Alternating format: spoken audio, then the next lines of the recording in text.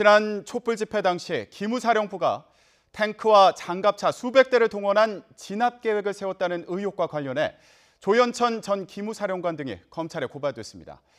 고발장을 제출한 군인권센터의 임태훈 소장 전화로 연결해서 얘기 들어보겠습니다. 소장님, 안녕하십니까? 네, 안녕하십니까? 네. 오늘 아침에 전직 기무사령관 그리고 현직 기무사 참모장을 검찰에 고발했습니다. 네. 먼저 어떤 혐의로 고발하신 건지 설명 부탁드립니다. 우선은 저희가 이제 내란 예비죄로 저희가 의유를 했고요. 네. 그리고 본인들이 군사 반란을 목적으로 구체적인 계획을 실행했다고 저희들은 판단하고 있습니다. 예. 그래서 군사 반란죄도 적용이 가능할 것으로 판단을 해서요. 뭐 그런 부분들을 저희가 이제 형법상 내란 예비죄 그리고 군형법상 반란 예비 음모죄가 있습니다. 군형법 8조를 보면요. 예. 그러한 혐의로 저희가 오늘 서울중앙지검에 고발장을 제출했습니다. 예. 자, 문건 내용을 좀 자세히 살펴보겠습니다. 문건을 보면 일단 위수령을 발령, 그러니까 군대를 주둔하게 하고요. 상황이 악화되면 계엄을 시행하는 것을 검토한다, 이렇게 돼 있습니다. 그런데 군인권센터에서 공개한 그 문건 내용을 보면 어느 지역에 병력과 장비를 얼마나 투입할 거냐, 이것도 지금 나와 있다는 거죠? 네, 구체적으로 실행 계획이 나와 있습니다. 예. 미공개 문건을 저희가 기자회견으로 폭로를 했는데요. 계엄 임무 수행군을 편성을 했습니다. 그래서 수도권 북부 지역에 있는 8사단, 11사단, 20사단, 26사단, 30사단, 수기사단 이 6개 기계화 사단을 동원해서 구체적으로 광화문 일대에는 30사단 2개 여단 그리고 공수여단, 구공수여단을 투입시키는 방안이 구체적으로 되어 있고요. 그리고 기갑여단 2개도 동원하게 되어 있습니다. 특전사는 6개 플러스 알파인 707까지 해서 7개 부대를 전국에 이제 배치하는 방안을 이 안에 담고 있습니다. 서울에 있는 광화문에만 이 병력이 전개가 되면은요, 탱크가 80대가 들어오고요, 2개 대대 병력이니까요, 장갑차가 20대, 그리고 무장 병력이 1,800명, 특전사 병력이 700명이 들어오게 되어 있습니다. 그러면은 상당 부분 80대면은 광화문뿐만 아니라 거의 종로통과 태평로 그리고 경찰청 앞까지 이 병력들이 다 주둔하기 때문에요. 실질적 친위 구태타라고 봐야 되는 것이죠. 그리고 애초에 이 병력을 바로 투입시키는 게 아니라 위수사령관을 임명합니다. 위수령에 따라서. 그것이 누가 되냐 하면은 당시 수방사령관, 지금은 육군참모차장을 하고 있는 구홍모 중장이 그 일을 하게 되고요.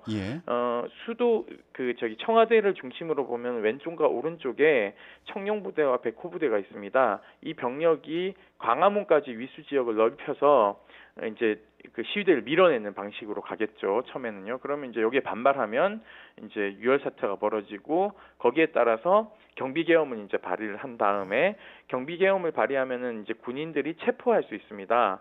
그 체포해서 경찰 인계하는데요. 그 와중에 이제 또 유혈 사태가 벌어지면 이것을 이제 비상계엄으로 확대하는 것이죠. 그렇게 되면요, 이 기획서를 보면 기무사는 합동수사본부를 편성하도록 되어 있습니다. 합동수사본부 밑에는 경찰, 국정원, 헌병, 기무가 다 수사기관들이 모두 기무사 밑으로 이제 들어오는 거죠. 과거 전두환 대통령이 반란을 일으켜서 합수본부장을 해서 다 잡아들였지 않습니까? 그리고 계엄사령관을 육군참모총장으로 이렇게 임명하도록 본인들이 해놓고요. 근데 문제는 계엄은 합참의 권한입니다.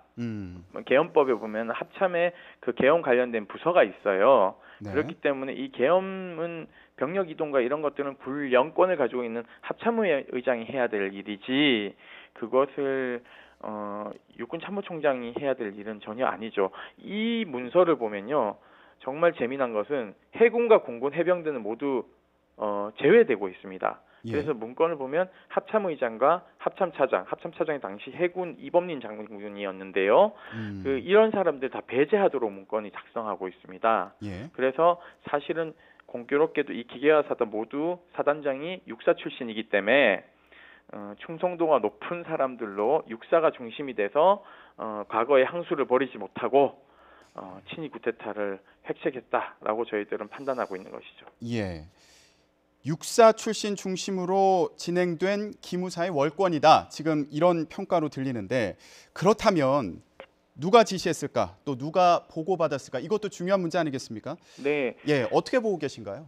저는 이 문제에 대해서 좀 자유롭지 않은 분들이 좀 계시는데요. 예. 당시 안보실장인 김관진 전 국방부 장관, 그리고 그 경호실장을 하신 박흥렬 장군, 예. 그리고 국방부 장관을 지낸 한민구 전 장관, 이런 분들이 사실상 수사 선상에 올라오게 되어 있고요.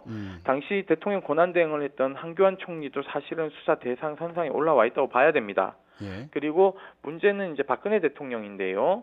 박근혜 대통령은 탄핵이 인용될 거라고 생각 못하고 기각될 거라고 생각을 했다는 얘기가 들려오죠. 네. 그렇다면 이 문서에 보면 탄핵이 기각될 것을 상정해 두고 문건을 다 만듭니다. 특히 진보 단체를 종북이라고 이제 매도해 놨는데요. 예. 이것은 계엄을 선포한 이후에 국가보안법이나 계엄법 위반으로 반대 세력들, 즉 당시 야당인 지금 집권 여당 인사들, 특히 문재인 대통령이나 이제 그 대통령으로 선출될 수 있는 그런 야당 지도자들을 예비 검속하거나 또는 군사 재판에 해부해서 모두 이제 과거 김대중 대통령처럼 사형을 선고하거나 또는 무기징역 아니면 중형에 선고해서 일거의 반대 세력을 제거해서 국정을 장악하려고 하는 사실상 친위 구테타라고 볼 수밖에 없는 지점이죠. 예. 지금 기무사가 계엄령을 검토했다. 이런 내용이 담겨 있는 문건과 관련해서 설명을 해주고 계신데요.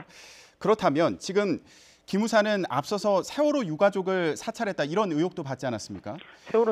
세월호 유족들을 사찰한 의혹이 아니고 사찰하셨어요, 실제. 예. 예. 그래서 유가족들을 어떻게 하면은 이간질 시켜놓을지에 대한 계획까지도 매우 구체적으로 짰고요. 그리고 여기에 계시는 유족들의 성향 파악을 다 해서 보고를 올렸고요. 그리고 정의구현 사재단까지 사실은 사찰을 했습니다. 심지어 그 정의구현 사재단에 속해 있는 함세웅 신부님이 예. 속한 단체가 있습니다. 이 단체를 불법 도감청을 해서 그 회의록을 청와대에 보고한 문건도 발각이 되었습니다. 그러니까 오랫동안 기무사가 노무현 대통령 노무현 정권 끝나고 나서 상당히 오랫동안 이 민간 사찰을 불법으로 해오지 않았을까, 더 많은 문건이 저희는 존재할 거라고 보고 있고요. 예. 그리고 이 문건들을 보면 민간인 사찰한 것도 있지만 이 계엄 관련된 문건을 보더라도 이건 거의 작전 개념의 문건입니다. 그러니까 기무는 전투부대가 아니기 때문에 이 문건은 작전부대에서 1차적으로 성안돼서 기무에 맞게끔 다시 재수정됐을 개연성이 저희는 높다고 보고 있고요. 예. 이 문건 말고 뭐 1처, 2처, 3처, 5처가 이렇게 있는데요. 기무사에. 여기에서 상당 부분 본인들의 업무인 동향 관찰권을 통해서 반대 세력들에 대한 야당 정치인이나 시민사회단체 대표들을 그 예비 검속하기 위한 파일들을 과거 그 보안사 시절에 윤석열 이병이 폭로했던 그 청명작전의 일환인 그런 것들을 작성했을 개연성이 좀 높다. 그래서 저는 수사를 해서 기무사에 대한 압수수색을 대대적으로 해야 된다고 판단하고 있습니다. 예. 그렇다면 지금 인권센터 차원에서도 추가적인 의혹 확보하고 계신 내용들이 있습니까? 뭐 저희가 지금 쭉 보고 있는데요. 예. 기무가 워낙 그 군대 안에서도 비밀 조직이라서요. 이들의 편제가 사실은 어떻게 구성되어 있는지를 국방부 관계자들도 잘 모릅니다. 예, 그래서 현재 지금 인원이 한 4,200명 정도 된다라는 것만 밝혀졌고 600 무슨 부대 이렇게 시작되는데요. 이것도 사실 어디에 있는지 이런 것들이 편제표도 없기 때문에 예. 이들이 어디서 불법 사찰을 어떻게 하고 있는지를 저희가 좀 이렇게 보고 있습니다. 그래서 추가적으로 불법 행위들이 발견된다면 추가로 기자회견 할 수도 있고요. 예. 그리고 범법 행위가 발견이 되는 즉시 저희가 고발을 하는 수순을 밟지 않을까 판단하고 있습니다. 오늘은 두 분만 저희가 고발을 한 이유는요. 명확하게 드러나신 분들만 했고요. 예. 그 외 분들은 거기에 대해서 자유롭지가 않은데요. 저희가 좀 더 그 법리 검토를 하기 위해서 변호사분들이 지금 이것을 잘 보고 있습니다. 그래서 추가적으로 혐의가 드러나는 분들에 대해서는 추가 고발도 할 예정입니다. 예. 소장님. 네. 지금 이런 논란 속에 기무사를 뭐 해체하는 수준의 개혁을 해야 된다 이런 목소리도 높아지고 있습니다. 네. 소장님께서는 어떤 식으로 기무사를 개혁해야 된다고 보고 계신가요? 저희가 이제 8대 개혁 방안을 내놨을 때는요, 이 문건이 터지기 전입니다. 그래서 예. 저희가 좀 톤 다운해서 내놨습니다. 그래서 기무사를 뭐 사령관을 민간 개방직으로 해서 기무본부로 하자, 정보 수집 행위를 제한해야 된다, 정보 활용 제공을 통제해야 된다, 대통령 독대를 폐지해야 된다, 수사권 폐지해야 된다 이런 얘기들 좀 했는데요. 예. 저는 이런 방식의 반란을 꿈꿨다면은요, 결국은 이제까지 호가호위하고 싶었던 욕구를 아직도 버리지 못하는, 본인들이 대통령을 세울 수 있다라는 정말 이 우리 민주공화국에 맞지 않는 생각을 가지고 있다면요, 저는 이 조직은 해체하는 게 맞다고 보고 있습니다. 다만 예. 이 조직이 갖고 있는 순기능은 사실 방첩 업무와 반란을 하는 것을 감시하는 것이거든요. 예. 그 기능은 살려서